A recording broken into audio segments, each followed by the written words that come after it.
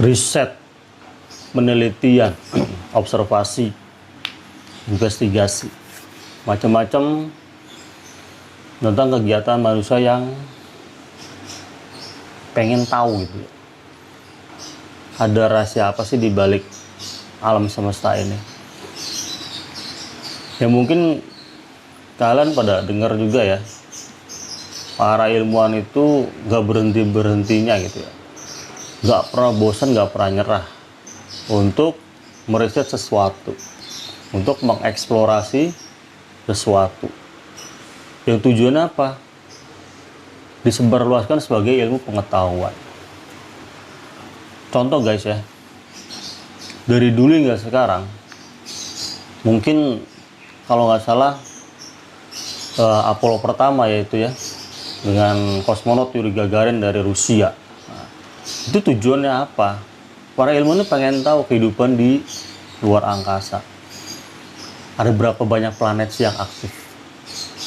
Ada beberapa galaksi, berapa juta galaksi, berapa juta bintang, dan namanya tuh mereka tahu gitu ya. Dan itu mereka sebarluaskan melalui portal-portal knowledge atau pengetahuan umum atau pendidikan gitu ya. Itu kalau kalian yang suka baca, kalian yang suka surfing gitu, atau browsing gitu ya, baca-baca artikel tentang antariksa gitu, itu termasuk salah satu yang gue suka ya, hal mengenai tentang ilmu kebintangan, terus antariksa juga ilmu tentang angkasa gitu ya. Gue suka ngeliat jagat raya dan bentangan luas isinya apa sih gitu ya, bikin merinding gitu ya. Itu karena kebesaran Allah yang Maha Kuasa, Allah yang Maha Besar yang menciptakan itu semua di tempatnya masing-masing gitu. Termasuk salah satu yang paling menurutku sih mengerikan ya, black hole supermassive. Itu nelan apa aja yang ada di sekitarnya. Dan kabar yang belum lama gue denger itu dan gue baca, Pluto itu sudah tidak termasuk dalam gugusan planet. 9 planet yang dulu mungkin kita kenal ya, 9 planet. Kenapa? Gue nggak ngerti itu ya. Nah, satu lagi, salah satu mahasiswa itu magang sehari di NASA. Dia berhasil menemukan planet baru dan dikasih nama langsung. Yang hebat siapa? Yang Maha Pencipta. Nyiptain otak kita segitu pinternya ya nggak? Jadi kalau menurut gua gitu ya, ini para ilmuwan ini sudah hampir 70% meriset keadaan kehidupan di luar angkasa atau aktivitas yang ada di luar angkasa. Sampai planet yang mempunyai ring ya Saturnus. Planet yang paling dingin, planet yang paling gelap, planet yang paling mengerikan. Gue pernah baca juga ya, suara dari planet Saturnus itu ya, ngeri gitu ya, merinding dengernya gitu ya. Apapun yang melintasi ring itu kan hancur. Planet yang paling panas, itu asik banget ya. Semua itu sebenarnya ada ya di kitab suci itu loh.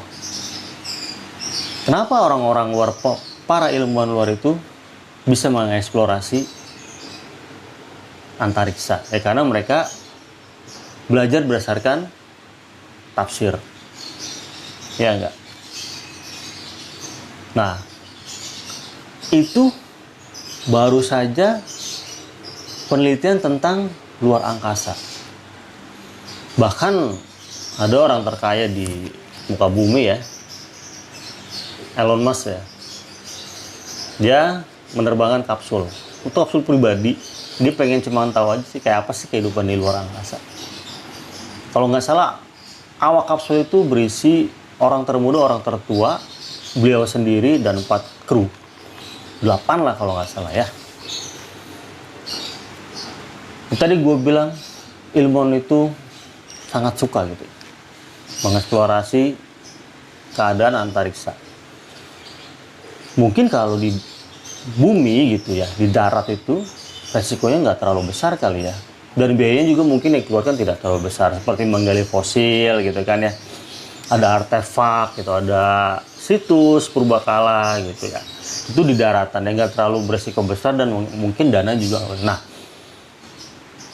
Ada satu juga artikel yang membahas bahwa manusia hanya baru 5% mengetahui kehidupan bawah laut. Ya enggak? 2/3 itu bumi ini isinya air. Sama seperti tubuh kita. Tubuh kita ini 2/3 itu cairan. Nah, manusia itu hanya baru 5% mengetahui kehidupan tentang kelautan.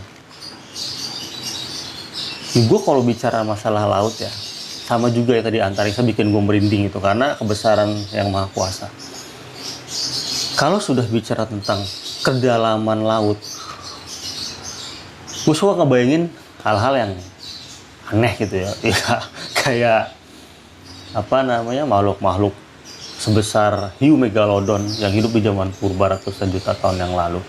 Dan katanya pun ada makhluk yang lebih besar dari hiu megalodon. Wallahu alam ya, itu zaman prasejarah, zaman purba. Nah, kalau kalian pernah baca artikel tentang Palung Mariana, itu adalah palung terdalam di muka bumi. Yang kedalamannya mentok ke kerak bumi.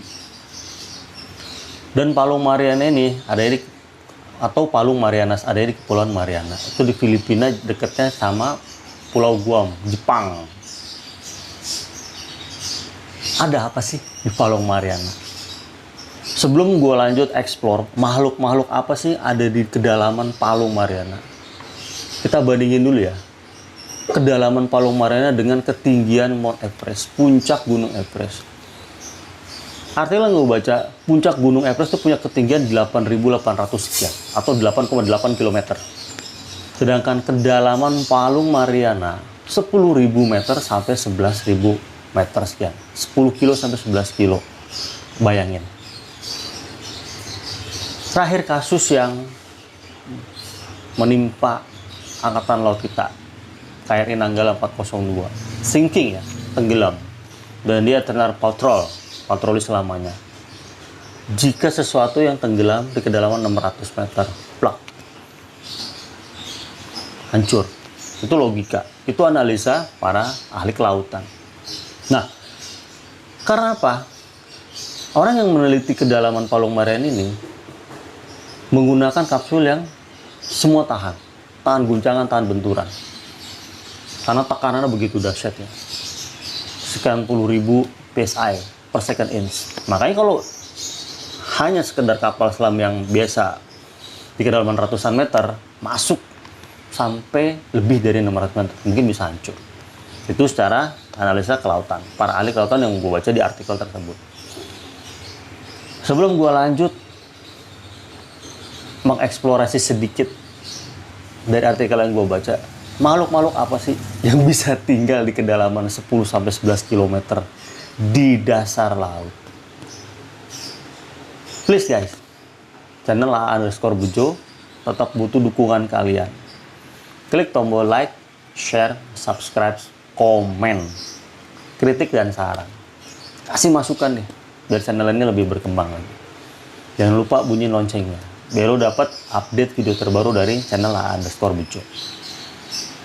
Ini loh guys, makhluk-makhluk yang mampu bertahan hidup di kedalaman 10 km di dasar laut Palung Mariana. Check it out. Jangan lupa jaga kesehatan. See you ya guys di video Bejo berikutnya. Wassalam.